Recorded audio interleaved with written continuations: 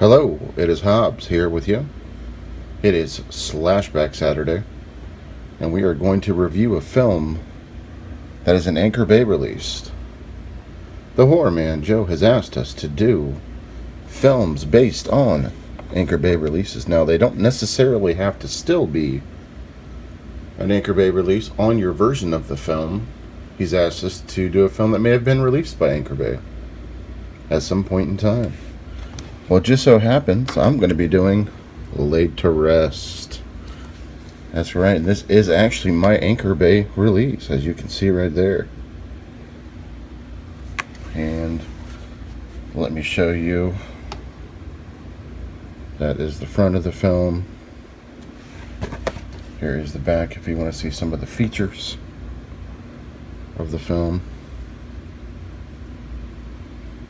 That is Chrome Skull. If you want blood, you've got it. The most inventive death scenes in years. Some of the bonus features on this Anchor Bay release. Audio commentary with director Robert Hall and actor Bobby Sue Luther / producer. And this film is approximately 90 minutes, and it came out in 2009. And let's get into the plot. Now, to give you a little history on this film, I had been collecting movies for years, and when this came out, everybody was talking about it. Everybody was like, man, this movie, can't wait to see it come out. I mean, it was going out of print at one point when it first came out. You know, the actors were doing appearances at conventions and stuff.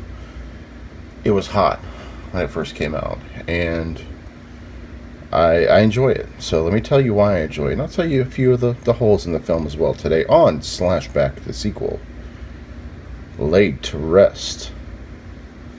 So we follow a girl who wakes up inside of like a coffin / box.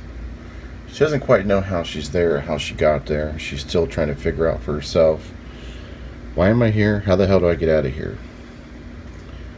Well, she finds a way to get out because there is a serial killer that is on the loose that has put her in there. And the things that the serial killer does is something you don't see. He carries around a camera. And yes, he carries on a camera because he wants to film the killings.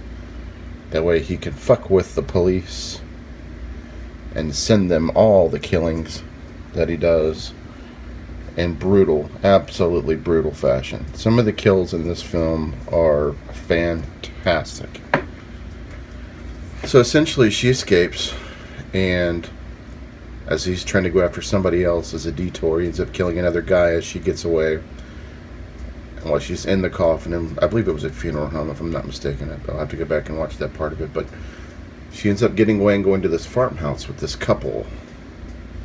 And this couple takes her in, you know, and they're like, you can stay with us, you can stay with us, what's going on, what's happening? She's like, well, there's a serial killer on the loose, and he's out to kill people, and I don't know how he got me there. So the serial killer, Chrome Skull, ends up finding them at the farmhouse there, and starts to try to pick them off one by one. Of course, you know, good old down-home people, they're going to try to defend themselves against Chrome Skull, and well, you have to see the movie to see what happens. And she ends up having to go away again, and she runs into a straggler, Tucker. And Tucker comes along the way to try to help her with getting away from Chrome Skull. And who's played by Nick Principe, by the way. And essentially, they end up going to the police station, where all hell breaks loose. Chrome Skull has arrived at the police station, has been picking off their people there as well.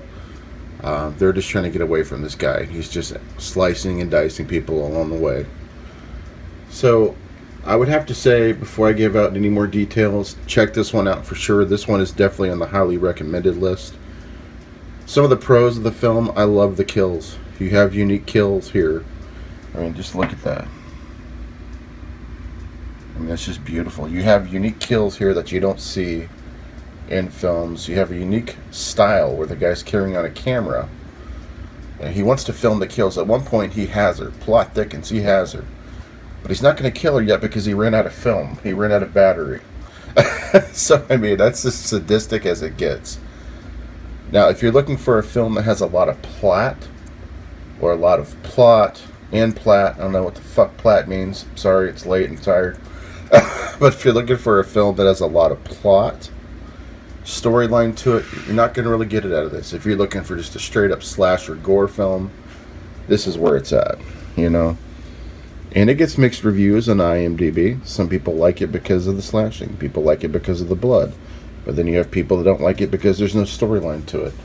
I'm either way on it. I can go both ways with it. I can go with a slasher that has a storyline, and I can also go with a slasher that's just plain blood, gore, guts, as bad as it can get. I'm okay with it. But, you know, the director on this one, Robert Hall, he hasn't done a whole lot more films. He's primarily somebody that's done a lot of special effects, you know. He's one of those people that I guess wanted to have his hand at directing and see how it works, and it definitely delivered for me, in my opinion. I actually enjoy Chrome Skull 2, Laid to Rest, and check that one out as well. I enjoyed both of those films. This here is the unrated director's cut. I had to have that one for the blood, the violence. You know how I am. You guys know how I am. Anyways, I don't want to spoil too much of it. I hope you guys have a wonderful weekend. Be safe out there, and hope you guys are doing well. Go check out Laid to Rest if you've not seen it. I believe you can still get it for cheap. I believe you can get this on Blu-ray, but I believe it's a pretty penny. I know that I have the version for Chrome Skull 2 on Blu-ray. It's actually signed by Principe, who played Chrome Skull, which is pretty damn cool. So anyways, happy Slashback, guys. Catch up with you later. Peace.